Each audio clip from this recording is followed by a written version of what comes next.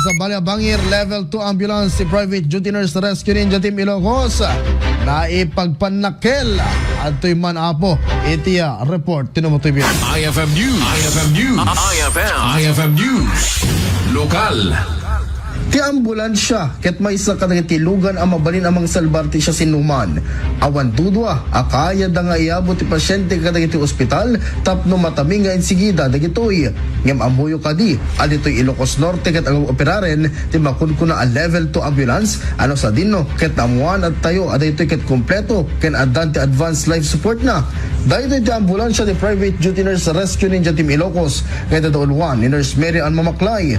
Talupay lang nga tawen nga operar ti Private Duty Nurse Rescue Ninja Team Ilocos ket dituyen nga daan-daan tinabayagdan nga arapaapen nga ambulansya nga isultis usarenda itinaldaw para kadagiti may transfer ang pasyente manipod ospital aging gana iti pagtenganda. Actually sir, adadete barbaro nga ambulance first in Ilocos Norte kung naklaeng kasi nasa kumpleto tayo BLS at saka ACLS DJ Nukwa, which is kumpleto adati defibrillator machine ija uneg ti ambulance mismo.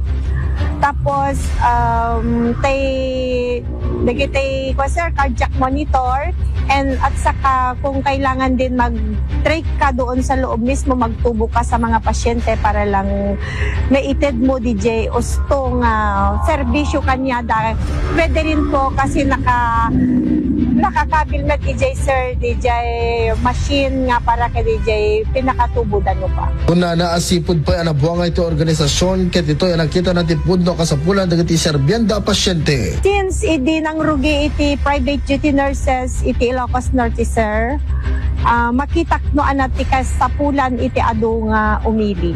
Mainaig iti daytoy ket pagsasao ti makinkunga ti ambulansya ani Nurse Mary Ann Mamaklay nga awan ti imposible no lakit di agtalek ken mamati ka ti Dios ken ti bagbagi. Just one call away to save the day.